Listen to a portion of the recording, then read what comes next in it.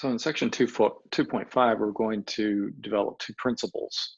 They're called divider principles, voltage division principle and current division principle, that are very useful for obtaining voltages or currents when the resistances are occurring in parallel or series.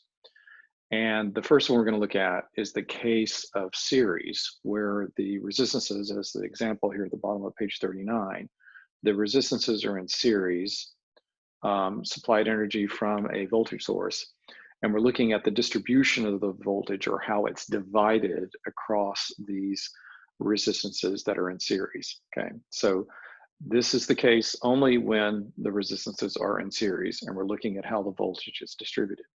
So with this in mind, let's flip over to page 40. Okay, and again, keeping in mind the design of those resistances in series, what we're going to do, and maybe just to redraw it here so we have it to view as we develop this principle. So we have a voltage source here, okay, and actually I called it V total, okay, so we'll call it V total here. And we have these resistances, 3 of them in series. And we call the first one R1, this one over here R2, and this one R3. And we're going to represent the voltages across them, put them in PRC here, plus minus here, V2 plus minus here, and this is V3 plus minus here. So we're kind of looking at current flow clockwise, right? And we'll go ahead and indicate that current here, I, and it is definitely clockwise. We know there is only one current here flowing through these that are in series.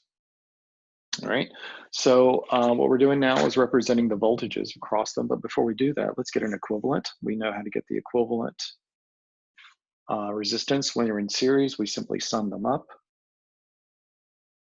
And having that sum, then we know that we can determine that current there, right?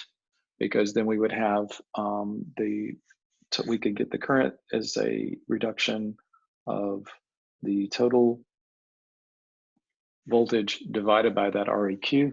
Okay, I'm skipping normal steps, reducing this down to one resistance equivalent. Then we would use Ohm's law and determine that this is just whatever V total is. And I'm going to go ahead and write it now as the sum of all the resistances. So that's important. Okay, all right. So what we referred to as the voltage division principle, or VDP, okay, voltage, you could say voltage divider or division principle, okay, is given as follows. What would each of the voltages be in this case? All right, well, in this case, we only have one current. So in each case, you take the corresponding resistance multiplied by the current. Okay. But in fact, we know now that that current has a form in terms of the total voltage there, and it's weighted by the sum of the resistances. So in this case, what we have for V1 is R1 over the sum of all the resistances times V total. Similarly, for this one, we'd have R2 divided by the sum of all the resistances times V total. And then finally down here, same thing, we have R3 over the sum of the resistances times V total. So in fact, we can see exactly how that V total is distributed. It's distributed in a proportion according to what resistance you're at divided by the total. So the proportion that resistance is of all the equivalent, all right?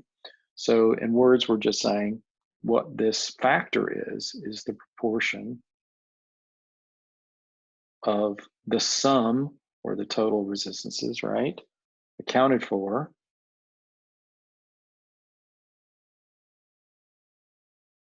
by this resistance, okay?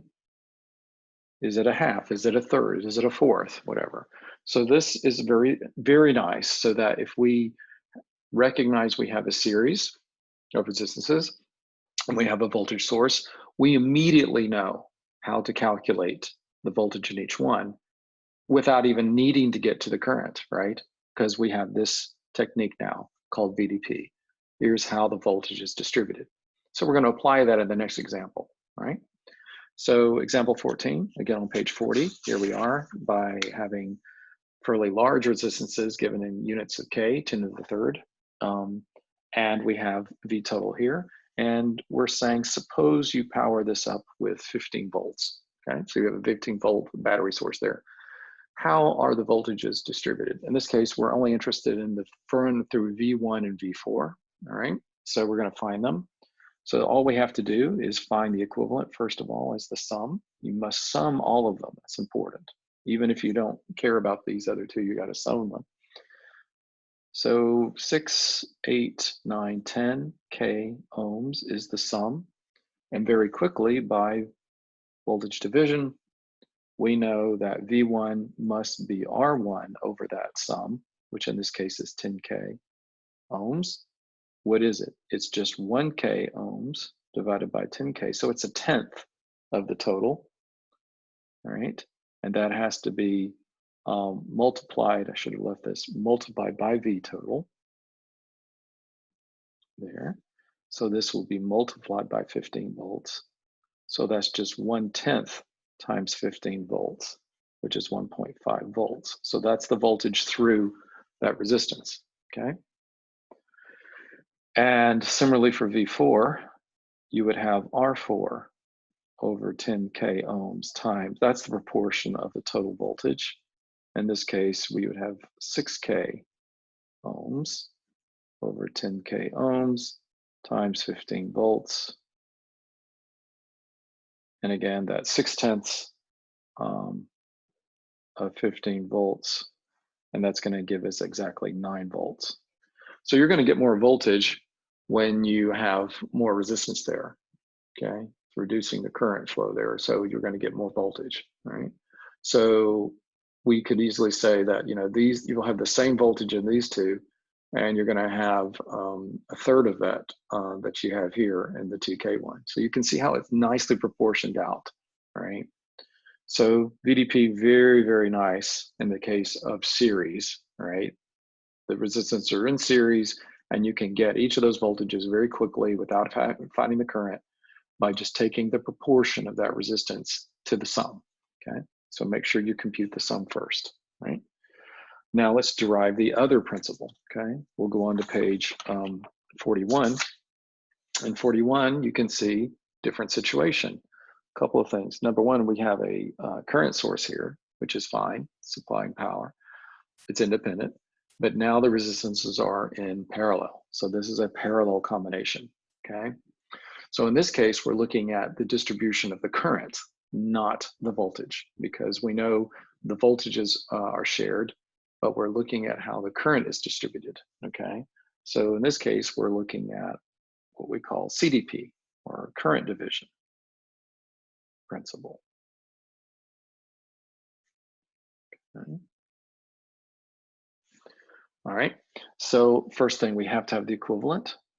Okay, so the equivalent in this case, by definition, is 1 over the sum of the reciprocals. But then again, we know taking two at a time, we can get the product of the resistances over their sum. Okay, all right. So in this case, the voltage, so if we produce an equivalent here, right? So we produced an equivalent with just one resistance and that source, the voltage must be that REQ times I total. That must be the voltage across that current source, right? So by definition, what we're saying is it's simply this product, R1 times R2 over R1 plus R2 times I total. That's the proportion, okay, of the current, right, for that voltage, okay? So now if you're trying to represent each of these currents, I1 and I2, that go through their respective resistances, we know that I1 would have to be the voltage over R1, and I2 would have to be the voltage over R2. Why? Because remember, these are in parallel, so they share the same voltage, right? So, but if we use our formula for voltage, given here, what we've determined is that I1 is nothing more than what will happen. R1 will divide into that R1, and you'll have R2 over the sum, R1 plus R2, times the total current. And then over here, the R2 will divide into that and leave R1 in the numerator, R1 plus R2. And this is the basis of CDP, current division, that if you have them in parallel, you still need to compute the sum of the total resistance you have. And the proportion of the current you'll get in this resistance is given by whatever its neighbor's resistance is. Notice this is not I1 and R1. The indices are swapped. So what we have here is the proportion of the equivalent, in this case, 1 over R1 plus 1 over R2, or R1 times R2 over the sum, okay, accounted for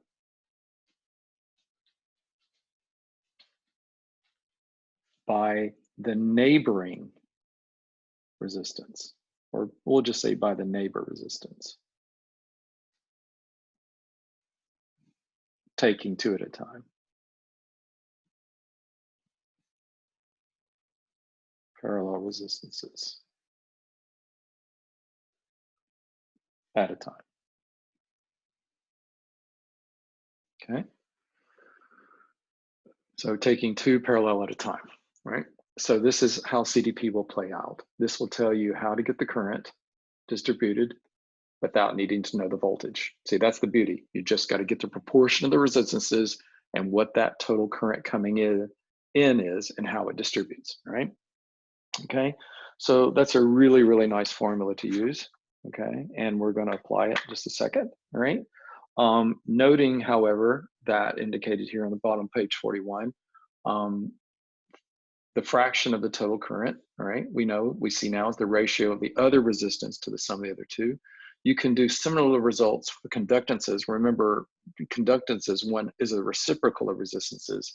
And in that case, notice the subscripts would match. The current would be G1 over the sum of the conductances, and G2 would be the corresponding proportion. So it's not hard to show algebraically, but if you wanted to work with conductances, then you don't have to look at your neighbor. You can actually look at the conductance on that particular resistance, right? So let's go and do an example or two. Let's come on page 42, and the next two pages will be examples of CDP, right?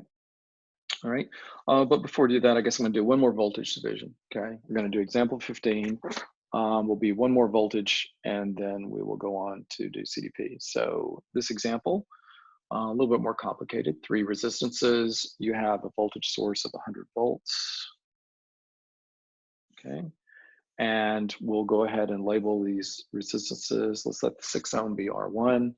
Let's let the 30 down here be R2. And this one over here on the right be R3, okay? So this is just, again, being careful to realize when you can apply voltage division. Remember, you can only do it in series, all right? So currently right now, R1 and R2 are not in series because of this option, right? So those are not in series, and R2 and R3 are not. So we need to do a little bit of a reduction first. We know that R2 and R3 are in parallel. So let's get that equivalent first, okay? You just have to be careful when you can apply these, you know, what's the situation you can apply them. Voltage division requires series, right? So let's get this equivalent first. Let's just call it R sub x. It doesn't really matter what we call it. We'll just say the equivalent is R sub x. And because R2 and R3 are in parallel, we take the product over the sum. Done this many times. So you're going to have 30 times 60 divided by 30 plus 60, and that will turn out to be 20 ohms. Okay, you'll have 1800 over 90. All right. So then redrawing with that reduction, 100 volts fed into 60 ohm, R equals 1. And now we have this equivalent, but I'm calling it Rx just to be different. and this is its voltage, okay, right? Why did I do that? Well, because now those two are in series, correct? So immediately, so we notice that R1 and Rx are in series, okay? We want to find that voltage Rx, Vx. We can do it quickly by VDP. What is it? It's its proportion of the total resistance. So it's 20 over the total resistance, which is, the sum of the resistances here is simply 80. So it's 20 over 80 times the 100 volt source. It's a fourth of it, 25 volts. Okay. So that's exactly what V sub X is. 100 volts, 25 of it distributed across that resistance. Therefore, I could ask the question, well, then how many volts are distributed across the other resistance? What would the answer be? Correct, 75, right? So that was simple. Now let's go ahead to CDP and see how it would play out.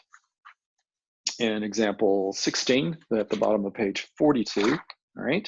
So in this case, we're looking at distributions. We're interested in the current through I1, okay? This is the one we're interested in. And let's assume we have an independent current source of 15 amps, right? So what we need to do here is, remember, we were able to apply CDP when you have two neighboring parallel resistances, okay? So when you look at, the reason I have this example here is because we immediately see we have 3 in parallel, not 2, right? That formula applies only when you have 2. So what we need to do is we've got to collapse these 2 into an equivalent, and then you'll be able to split the current. We don't have a formula written. I don't have a formula written for splitting 3 ways. We're just splitting it 2 ways because we can use that simple formula, right, to get the equivalent. So let's do that on the next page, okay? Since I'm running a room, top of page 43, maybe just to redraw it so we can, clearly see how the distribution is going to be. Here's our 15 amp current source is coming into 3 parallel resistances. And this one was 10 ohms, this one was 30 ohms, and this one was 60 ohms. And we were interested in this one, I1. Not particularly interested in the other 2, just that one.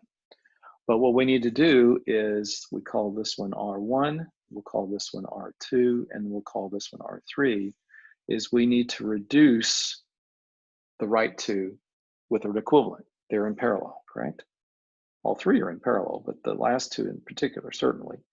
So let's call that, let's go back and call that an equivalent, REQ. So the RE equivalent has to be what? 30 times 60 over 30 plus 60. We've done this one many times. That's just 20 ohms, okay? So what we have in the reduction is a 15 amp current source, independent, flowing into 2 parallel resistances now, because we have taken an equivalent, okay, of 20 ohms here.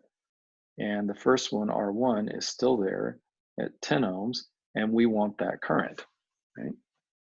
So now we can apply CDP. So the difference between this versus the original problem is I have 2 parallel resistances and I can split the current evenly.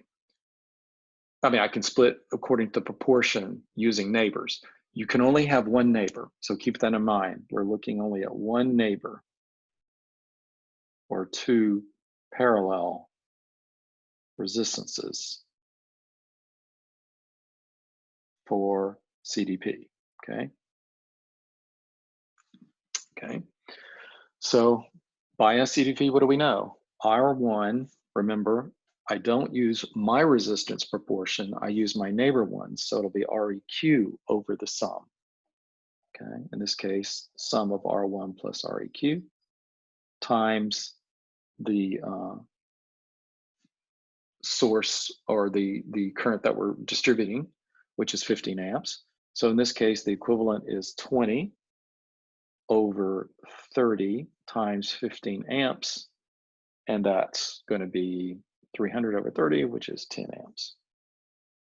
So 15 amps is distributed such that 10 amps goes here. How many amps then would go through this equivalent? Well, through the equivalent, all right, it would have, if this was 10, this is going to be 5, okay, all right? And then we would have to go back and then use the fact that the voltages are the same and then figure out how that 5 is split across those two. So you got to be careful here. Remember, parallel resistances share voltages, not currents, okay? So if we said, oh, there's 5 amps going across both of those, that would not be correct, right? 5 amps is distributed across those two, correct? Which you could do CDP again, or you could just use Ohm's law appropriately, okay? All right. Lastly, how could you get the same result here using conductances? Same problem. Here, we would have to look at what the conductances are. They're the reciprocals. So G1 would be 1 over 10 ohms. In that case, it'll be Siemens. And 1/10 Siemens is the same thing as 100 millisiemens. We'll just write it as millisiemens just to be cute here. That's millisiemens. Okay. It's 1/10 of an ohm. G2 would be 1 over R2, which would be 33 1/3 millisiemens, okay, because that's, again, 1 over 30. And G3 would be 1 over R3, which is 1 over 60. That'll be 16.67 millisiemens, okay, right? Again, the units are just because if you have 1 over 10 ohms, right, then that would be, and of course, millisiemens is just 10 to the -3. So we're just shifting the decimal appropriately to get larger values than small, tiny values for Siemens. We're just trying to get a bigger value there, okay? So the formula says that for conductances, you simply use your own conductance over the sum of the conductances times the current you're distributing, okay? So that makes this formula actually a little bit easier in that sense. So you would get, the units will all divide out. So it's just gonna be 100 over the sum of these two, which is 150 times 15 amps, right? Which is also 10 amps, okay? Same answer, right? Okay. I didn't have to convert this to millisiemens. I could have left these really small values here, but there's sometimes dangers when you're dividing by very small numbers, right?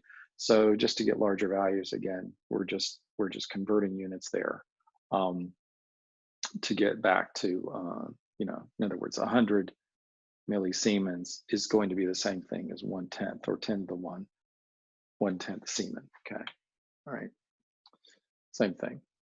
But either way, you could get the result with conductances rather than resistances. Just keep in mind the numerator terms are different. You use your neighbor here. And the other advantage of conductance here is I could take all 3 of them at once here. I didn't need to get into this idea of the neighbor, okay? So that is an advantage of the conductances if you're willing to take the reciprocals. Okay, again, if you use CDP as we derived it using 2 at a time, you must get 2 in parallel. If you were to use conductances, no, not necessarily. You can use this nice formula here and get it with the conductance. And you don't have to worry about collapsing into 2 parallel resistances. This applies without getting a single neighbor, right?